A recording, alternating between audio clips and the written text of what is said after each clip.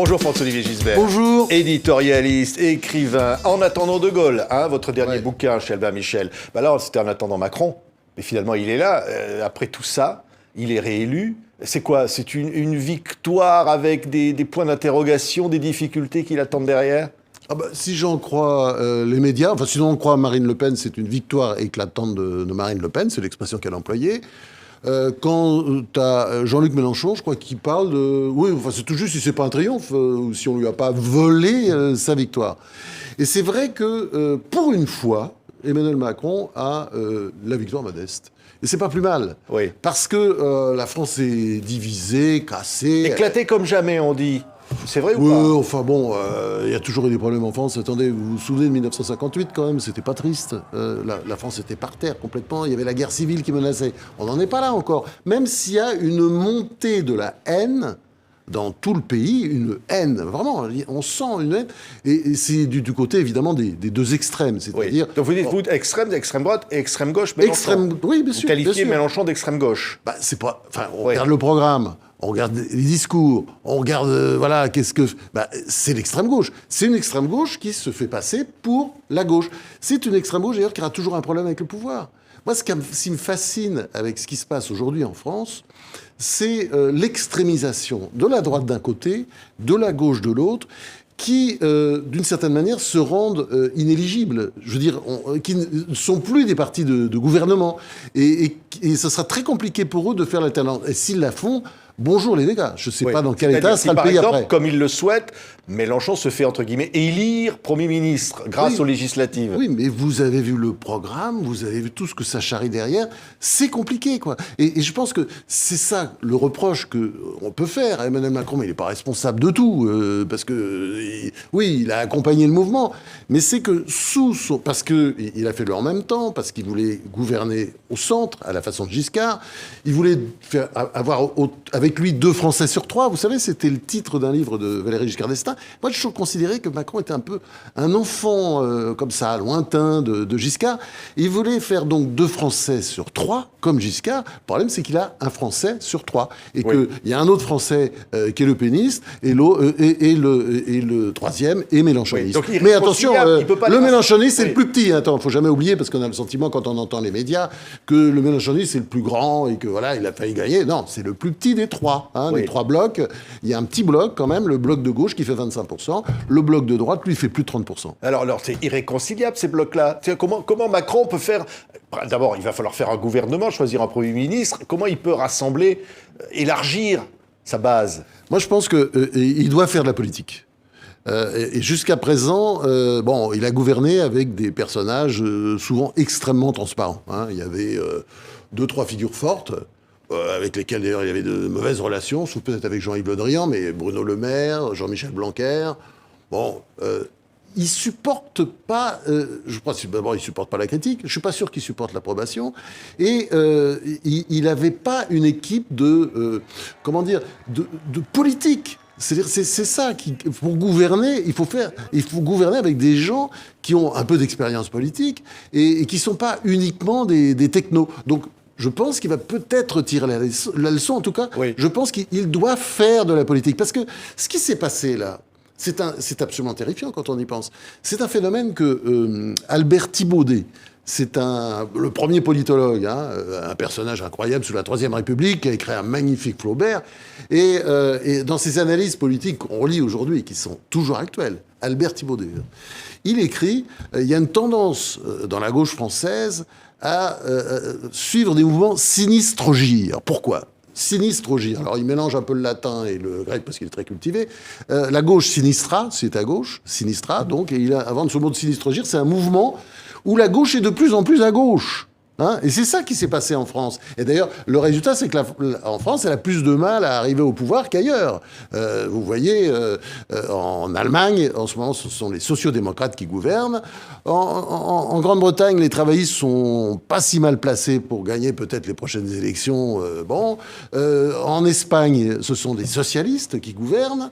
Au Portugal aussi. Le Danemark, la Suède. Les socialistes sont à peu près partout en Europe. De temps en en temps, ils sont battus, c'est la droite, c'est l'alternance, ça marche. Mais là, on a en France une gauche qui est en train de devenir inapte à l'alternance, ou peut-être elle pourra le faire, mais ça sera d'une certaine manière dramatique. Ils cherchent à discuter là en ce moment avec les partis socialistes, les écologistes, voilà. Mais pour essayer de sauver des postes. Mais ils ont un avenir. Ils ont un avenir s'ils se socialisent un peu, c'est-à-dire s'ils se rapprochent un peu de ce que, au lieu de mépriser ce que le Parti socialiste, s'ils écoutent un petit peu les leçons du Parti socialiste. Et vous avez ce mouvement-là, et vous avez, alors là, c'est moi qui vais l'inventer parce que le contraire de sinistra en latin, c'est dextra ce qui est à droite, et vous avez aussi un mouvement d'extrogir, c'est-à-dire que la droite française ayant été, comment dire, est-ce que peut-être légèrement à droite ou peut-être même à gauche de la social-démocratie allemande, par exemple, eh ben, il y a un mouvement, une autre, parce que le pays, si on regarde les sondages, les valeurs, le pays plutôt tire à droite, d'ailleurs Macron s'en est bien rendu compte, le pays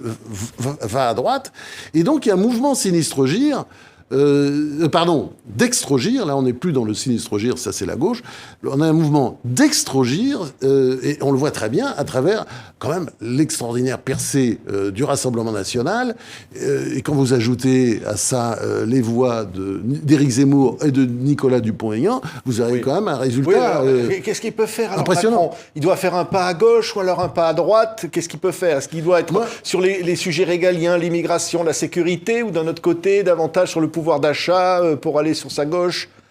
Qu'est-ce qu'il peut faire? Très simple. Il doit gouverner, faire de la politique. J'ai pas le sentiment qu'il a toujours gouverné. C'est-à-dire que les Français sont angoissés pour toutes sortes de raisons. Il y a la guerre en Ukraine à côté, et il a bien géré d'ailleurs au début. Maintenant, évidemment, c'est parti ailleurs, mais il a essayé de faire ce qu'il a pu. Mais les Français sont extrêmement inquiets. Bon, il n'y a pas seulement le pouvoir d'achat. Il y a le délitement de l'autorité aussi, je suis désolé, parce que...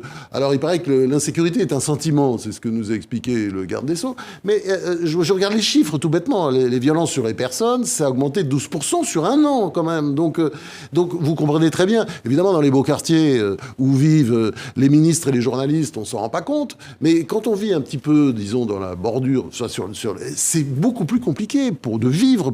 Ce sont d'ailleurs en général les pauvres qui payent, parce que ce sont dans les quartiers pauvres que ces choses. Est-ce que Macron peut devenir ça? Parce qu'on dit il va changer. Ça va être un nouveau Macron, ce qu'on entend depuis dimanche. T'as vraiment un nouveau président. Écoutez, je pense que c'est possible. Je suis pas connu pour être macroniste, mais il est intelligent, on peut pas retirer ça. Bon. Son problème, c'est quoi? C'est qu'il a pas beaucoup de convictions. Très peu. L'Europe, c'est sûr. Ça, il est européen, c'est indéniable. Mais sur le reste, je suis toujours un peu... On sait pas trop, quoi. D'ailleurs, on voit bien, il est brusquement devenu écologiste entre les deux tours. D'ailleurs, son discours était bien. Attendez, moi, je suis pas du tout critique là-dessus. Mais bon, il aurait pu le faire avant aussi. C'est pourquoi bon. Donc, il y a un problème de conviction. Je pense je pense que ça ira mieux pour lui. J'espère, en tout cas, que le deuxième mandat se passera bien s'il fait de la politique, avec des politiques, s'il écoute, vous voyez, s'il écoute. Quand je travaillais sur le sursaut, j'étais le premier tome là, de l'histoire intime de la Ve République, j'étais frappé, j'avais découvert que Jacques Foccart, son conseiller de l'ombre, parlait souvent assez mal au général de Gaulle. Il disait, oh là là, dites-moi hier, votre allocution télévisée, c'était pas terrible, moi c'est pas comme ça que j'aurais fait, etc. Enfin, personne ne peut plus faire ça aujourd'hui sous Macron. Comme c'était impossible sous Mitterrand ou sous Giscard. Oui, bon. Mais c'est vrai que s'il veut être un grand, il faut qu'il accepte la contestation. Des gens qui lui disent... voilà. Et il faut changer son caractère, quoi. Vous croyez que c'est possible, ça? Je pense qu'il a encore un âge, ce qui n'est pas mon cas, il a encore un âge où on peut changer. Oui, je pense. Moi, je lui donne le bénéfice du doute. Après, je vais sortir mon arsenal habituel et puis on va tirer autant qu'on peut. Mais je pense que, il est élu. Moi, je suis démocrate et je supporte pas l'idée qu'on entend partout, il n'est pas légitime. Mais qu'est-ce que c'est que ce truc? Alors ça, c'est le discours de la Mélenchoniste. Mais c'est faux. Fake news. Le plus mal élu de la Ve République, c'est Pompidou. Et lui-même, il a eu... c'est ce que disent les mélenchonistes. C'est faux. Et il a eu 18 600 000 suffrages. C'est presque autant que Nicolas Sarkozy, le mieux élu, la dernière fois, avec 18 millions, candidate. 18 millions 900 000. Oui, mais attendez, c'est pas si mal, c'est pas si mauvais. Enfin, le côté... enfin, cette espèce maintenant, c'est une ancienne, c'est-à-dire, après chaque élection, on entend l'extrême gauche, surtout d'ailleurs, nous dire il n'est pas légitime. Comment dire? C'est une espèce de... C'est une attaque contre la démocratie. Oui, c'est-à-dire, le principe de la démocratie, c'est qu'on perd, on perd. Et on perd parfois à quelques centaines de milliers de voix, comme Mitterrand contre Giscard, et on dit pas c'est moi, ça aurait dû être moi, etc. Là, il y a quelque chose qui me dépasse. Oui, parce qu'au fond, peut-être que cette extrême gauche-là veut changer les institutions. On veut la 6ème République, on veut changer les institutions. On supprime les élections, bien sûr. Non, mais on peut a entendu d'ailleurs Jean-Luc Mélenchon dire, au fond, pourquoi seulement 2 candidats au deuxième tour, pourquoi pas 3? Oui, voilà, pas 4, etc. Oui. Non, mais bien sûr, mais on peut... Et ce qui est fascinant, et c'est là qu'on voit que, en tout cas chez certains, mais notamment à l'extrême gauche, il y a quand même l'idée de prendre le pouvoir un peu par tous les moyens. C'est-à-dire, on parle que d'institutions. Or, les problèmes qui se posent à la France, je suis désolé, ce sont des problèmes économiques et sociaux. Il y a toutes sortes de problèmes. Il y a la précarité, il y a ces dépenses publiques absolument astronomiques qu'on n'arrive pas à gérer quand même. Quand vous pensez que la France est l'un des pays, le pays d'ailleurs, avec l'Allemagne, juste derrière l'Allemagne, qui dépense le plus pour la santé. Et vous voyez l'état de ses hôpitaux, l'état de son système de santé. Vous voyez très bien quelque chose qui marche pas. Il y a du coulage, il y a une suradministration, une bureaucratie. Ça, c'est notre côté d'ailleurs. Clémenceau le disait déjà il y a très longtemps. La France, vous savez, c'est un pays très fertile parce qu'on plante des fonctionnaires et ils poussent des impôts. Voilà. Oui. Bon, c'est un peu comme ça que ce système-là, il faut en sortir. Et je continue sur les problèmes parce que vous avez aussi l'espèce de sentiment d'abandon de la France, la moitié de la France rurale, la France des villages qui a voté Le Pen. Enfin, des villages, des villes moyennes et des petites villes. Du bord de mer. D'ailleurs, c'est fascinant. Voilà, vous voyez, par exemple, dans le sud, je voyais très bien, à Marseille, Macron gagne, vous allez partout aller, les petits villages, les petites villes, c'est Marine Le Pen. Donc, clairement, il y a deux France. Alors, le coup des deux France, on le fait depuis toujours. Moi, ça fait quand même très longtemps que je fais des élections. On entend dire deux France, la France est divisée, oui. La France est déchirée. Vous lisez ça tout le temps et à chaque fois, on fait comme si c'était nouveau. Mais évidemment, ça ne l'est pas. Mais on est d'accord là-dessus. Mais je pense que le président, il a les moyens. Bon, espérons quand même qu'il fera en sorte de ne pas trop combattre la volonté de renaissance du Parti socialiste et de LR de l'autre. Parce qu'on a besoin de ces deux-là. Je pense. Il peut s'appuyer sur eux pour avoir une majorité, pour faire passer ses lois. Oui, ce serait bien d'ailleurs, et puis de temps en temps... éviter le 49-3, par exemple, pour la retraite. Oui, et puis de faire en sorte qu'il y ait à négocier un peu de temps en temps, d'écouter les uns, d'écouter les autres, d'écouter les syndicats. Le premier syndicat français, la CFDT, il paraît qu'il ne s'entend pas avec Laurent Berger, peut-être parce qu'il s'entendait bien avec François Hollande. Bon, c'est pas une raison de ne pas s'entendre, c'est pas la peine de virer tous les gens qui s'entendaient bien avec François Hollande, comme le général de Villiers, claque, évidemment, parce qu'il adorait Hollande. Laurent Berger ne traverse pas, qu'on voit pratiquement jamais à l'Élysée, parce que c'était un copain de Hollande. Il faut arrêter ces conneries, c'est pas digne. Il faut travailler avec tout le monde, il faut écouter. Moi, je pense qu'il peut réussir son deuxième mandat. Il a raté le premier, c'est clair. Il a été réélu. Je pense qu'il a les moyens intellectuels et politiques de réussir son deuxième mandat. Un peu plus de modestie. Alors, il l'a dit, oui. C'est bien, hein, les mots qu'il employait, humilité, bienveillance. Parce qu'un président, il doit être humble et bienveillant. Et ce sont les grands présidents. Les présidents péteux, surdeux, etc., ce ne sont pas les grands présidents. Il faut quelqu'un, et puis qui soit à l'écoute, qui négocie, qui change d'avis. Ça, il est capable de changer d'avis. Il change souvent d'avis, mais qui soit, comment dire, à l'écoute. Voilà, oui, c'est ce qu'on dit. Alors, arrivé deuxième et troisième, si on les regarde chacun, Marine Le Pen et Jean-Luc Mélenchon, ils avaient pratiquement dit qu'ils allaient arrêter la politique. C'était la dernière fois s'ils ne réussissaient pas. Puis là, on s'aperçoit qu'ils vont continuer.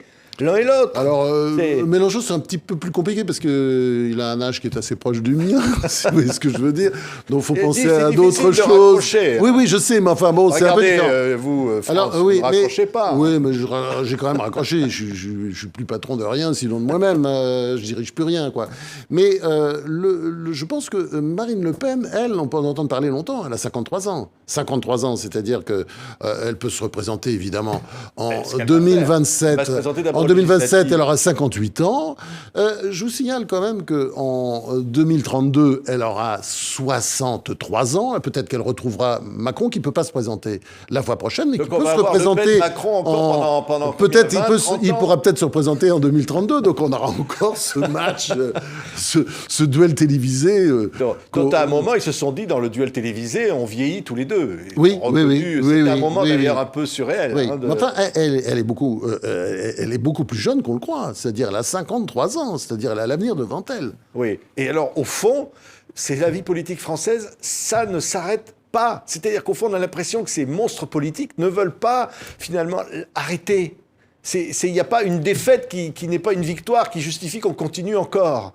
C'est très différent, effectivement, du système anglo-saxon où les personnalités politiques sont, comment dire, on a l'impression que, on les jette, quoi. Hein. C'est fini, leur temps passe. Enfin, c'est incroyable. C'est-à-dire, une fois qu'on est battu, on peut plus revenir. En France, ça a toujours été différent. On a pensé qu'avec le quinquennat, ça changerait, mais je crois que ça ne change pas. C'est-à-dire qu'effectivement, Marine Le Pen peut gagner à l'usure. Chirac a gagné à l'usure. Hein, c'était quand même un bel exemple. Là, Mitterrand a gagné à l'usure. Bon, voilà, peut-être qu'elle aussi, elle finira par gagner à l'usure, puisque vous avez remarqué, dans les duels télévisés, elle progresse à chaque fois. Oui. Donc, elle a toujours une marge de progression, mais bon, elle va finir par y arriver. Votre livre, je le disais, s'appelle « En attendant De Gaulle », chez Albin Michel, c'est formidable. De Gaulle, c'est tout le contraire. De Gaulle, il échouait, il s'en allait. Enfin, c'était clair. De Gaulle, c'est un peu différent parce qu'il a un rapport compliqué au pouvoir. D'abord, il est toujours déçu par les Français. C'est quand même... Bon, il est la France, d'une certaine manière, et il adore la France, il vénère la France, mais tous les Français ne sont pas toujours à la hauteur. C'est quand même quelqu'un qui dit... les Anglais, quand même, qu'est-ce qu'ils sont courageux, si on était courageux comme ça. Les Allemands, qu'est-ce qu'ils sont organisés, si on était organisés comme ça. Et nous, voilà, on est des fiers à bras, mais on n'est pas très courageux. Et puis la France, quand même, était plutôt pétainiste. Hein, il a dit le contraire, bien entendu, après, officiellement. Mais quand je parle de propos privés tenus à Jacques Foccart, par exemple, c'est dans les mémoires de Foccart, dans son journal de l'Élysée, on peut le lire, on peut le retrouver. Donc, il a cette espèce de rapport, vous savez, ces grandes paroles sur les Français sont dévots, l'avachissement de la France, etc. Donc, il veut toujours... Et je pense qu'il y a des leçons à tirer de ça pour Macron. C'est-à-dire, je pense que, oui, effectivement, les Français, il faut essayer de les emporter, de les emmener, de les élever, au lieu de les dorloter, au lieu de faire comme ils veulent, soi-disant, on ne sait jamais ce qu'ils veulent. C'est un peu ça qui fait souvent... Vous voulez dire, par exemple, la retraite à 65 ans, voilà... Évidemment qu'il faut la faire, et puis voilà. Allez, on passe à la chose... Oui, les Allemands pensent à la retraite à 68 ans, quand nous... Oui, voilà. Oui. Mais on vit dans un autre monde. Enfin, effectivement, quand vous regardez l'Europe, tout le monde part à la retraite beaucoup plus tard que chez nous. Et chez nous, il y a des tas de gens qui vous expliquent, qui sont apparemment normaux, et que c'est très bien, qu'il faut continuer comme ça. Mais enfin, l'espérance de vie a augmenté. Il y a de moins en moins d'actifs qui cotisent pour les retraités. Enfin, il y a quelque chose qui cloche. Et il faut regarder ce qui se passe ailleurs, essayer de s'adapter. Mais parce que ce qui est fascinant, regardez, aujourd'hui, c'est quand même incroyable ce qu'on entend. C'est-à-dire, maintenant, il ne faudrait plus que Macron le fasse. Bon, il a été élu, il avait un programme, tout le monde le sait. Ah non, mais il faut qu'il retire ça. Et on le soutiendra. Tu parles, pensez, vous voyez Mélenchon soutenir Macron. Non, mais il y a quelque chose qui ne va pas. Et j'ai pas le sentiment que c'est pire qu'avant, parce que ça, c'est toujours grotesque, ces propos sur la France n'a jamais été aussi divisée. Mais c'est vrai que l'extrémisation rend le débat politique hystérique. Il faut essayer de sortir de là. Et je pense que la meilleure voie, c'est d'en sortir par la politique. C'est-à-dire d'avoir des politiques qui répondent du tac au tac, qui font de la politique, eux, comme les extrêmes font de la politique. Parce qu'ils en font bien, puisqu'ils finissent par nous faire croire le contraire de ce qui est arrivé. Marine Le Pen avec sa victoire éclatante, Mélenchon avec son triomphe, enfin c'est lui qui aurait dû être élu, etc. Donc, et puis à la longue, vous savez, c'est quoi l'histoire? C'est souvent une succession de mensonges qui ont fini par passer pour des vérités, quoi. C'est un peu ça. Et donc, il faut donc qu'ils se reprennent, c'est-à-dire qu'ils tirent les leçons de ce premier quinquennat qui était un peu raté, disons-le. Moi, je l'ai souvent écrit, hein, c'est pas nouveau. Et qui tire les leçons, et parce que je pense qu'il est tout à fait capable. Il est tout à fait capable, mais il est arrivé sans expérience. Je le surnommais le stagiaire, mais c'était un peu ça, quoi. Maintenant, il a un peu d'expérience quand même. Il est temps, voilà, qu'il s'y mette. Et je pense qu'il peut le faire. On verra. Merci. Franz-Olivier Gisbert, alors je rappelle, hein, En attendant de Gaulle, le dernier bouquin, ça cartonne, même le sursaut, ça revient. Vous vendez énormément de livres, Franz-Olivier Gisbert, parce que voilà, votre franc-parler, j'allais dire, vous avez de la bouteille, vous, hein, l'expérience, vous l'avez. Hein. Franz-Olivier Gisbert était notre invité. Merci, Franz. Merci.